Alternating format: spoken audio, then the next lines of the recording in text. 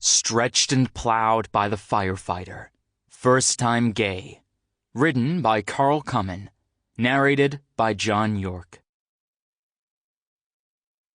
Stay awake, shrimp. Stan said and laughed. Get out of here, Jacob replied to the mocking comment. He batted away the hand that tried to ruffle his hair and shook his head. At over 6 feet tall, he wasn't used to being called shrimp, although it was the name Stan used for everyone. His new work colleague was probably around 7 to 8 inches taller than anyone in the fire station, and his physique was definitely something to be admired. Just do what Commander Brown says, and you'll be fine, Stan went on. Yes, boss, Jacob said and saluted. He ducked when a spade-like hand swung through the air towards his head, but nothing more was said as Stan then headed across to the exit. Jacob walked with him and locked the door when his colleague left.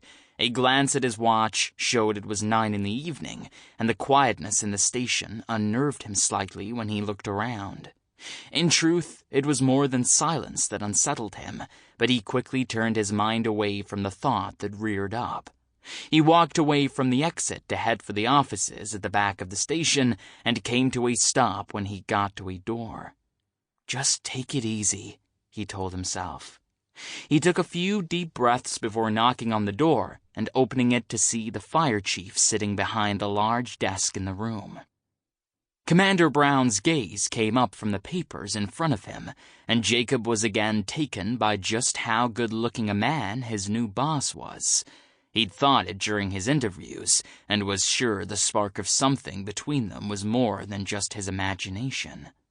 Being left alone on with Commander Brown on his first full week of work was part of the reason for the nerves he could feel churning in his belly. He'd been told that working the night shift was usual for new recruits to get them used to the regime as quickly as possible. But it was the man he now stared at who told him that. He couldn't help wondering if there was more to it than becoming familiar with the job, and guessed he would find out one way or the other in the next few hours. That's everyone else gone and the place locked up, he said. Okay, Commander Brown replied. Give the place a check over and then you can get some rest. It only needs one of us to be awake at a time. I'll give you a call when I come through to the dorm. Jacob nodded his head and his boss looked down at the papers on the desk. It signaled the end of the meeting, and he stared for a brief second before turning away. He contemplated. Sample complete. Ready to continue?